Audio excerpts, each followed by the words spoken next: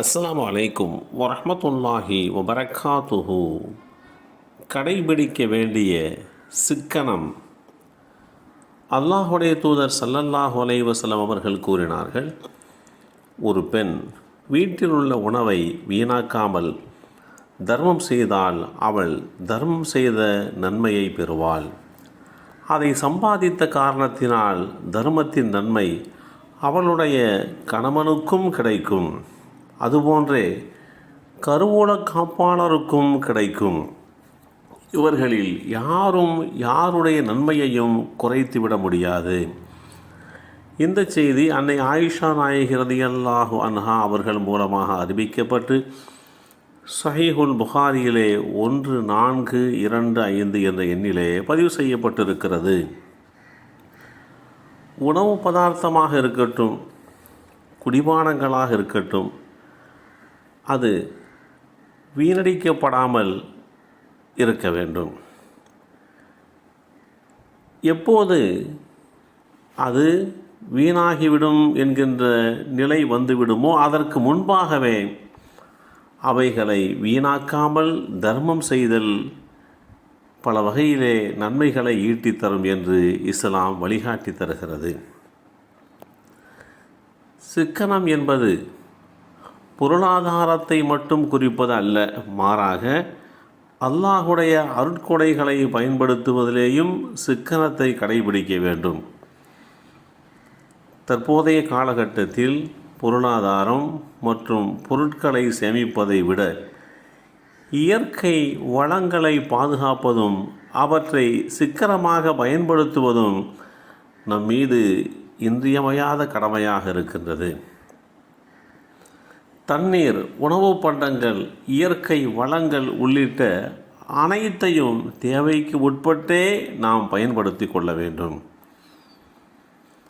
மக்களே, நீங்கள் உண்ணுங்கள், பருகுங்கள், நீங்கள் தாராளமாக சாப்பிடுங்கள், பருகுங்கள், எனினும் அவற்றில் அளவு கடந்து வீண் விரயம் செய்து விடாதீர்கள். வீண் செலவு செய்பவர்களை நிச்சயமாக அல்லாஹ் நேசிப்பதில்லை. அல் குர்ஆன் அத்தியாயம் 7 சூரத்துல் அராஃப் வசனம் 31 இந்த செய்தி தெளிவுபடுத்தப்பட்டிருக்கிறது. தேவைக்கு அதிகமாக செலவு செய்வதும் வீண்விரயமாகவே கருதப்படும். உணவு வீணாவதை பற்றி எந்த விதமான கவலையும் பெரும்பாலும் பலருக்கும் இருப்பதில்லை. ஆனால் ஒருவேளை உணவு இன்றி இந்த உலகத்தில் வாழ்பவர்களுடைய எண்ணிக்கை பல கோடியை தாண்டி கொண்டிருக்கிறது. உணவு தயாரிப்பவர்களுக்கும் பரிமாறுபவர்களுக்கும் உணவு சிக்கனத்தை பற்றி அறிவுறுத்த வேண்டிய கடமைப்பாடு நம்மில் ஒவ்வொருவருக்கும் உண்டு.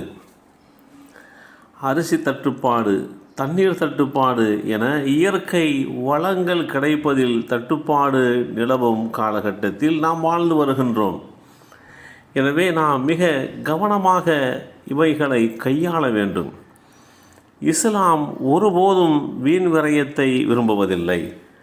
அடுத்த தலைமுறைக்கு நம்முடைய சொத்துக்களை விட்டு செல்ல வேண்டும்.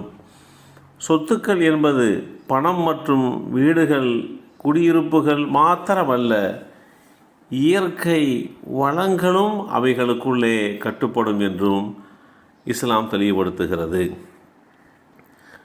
மேகம் கருங்கொள்ளும்படியான காற்றையும் நாமே அனுப்பி வைக்கின்றோம். அம்மேகத்திலே இருந்து மழையையும் நாமே பொழியச் செய்கிறோம். அதை நாம் உங்களுக்கு புகட்டுகின்றோம். மழை நீரை மேகத்திலும் நிலத்திலும் நீங்கள் சேகரித்து வைக்கவில்லை, நாம் தான் சேகரிக்கின்றோம். அல் குர்ஆன் அத்தியாயம் 15 சூரத்துல் ஹிஜ்ர் வசனம் 22 இந்த செய்தி தெளிவுபடுத்தப்பட்டிருக்கிறது.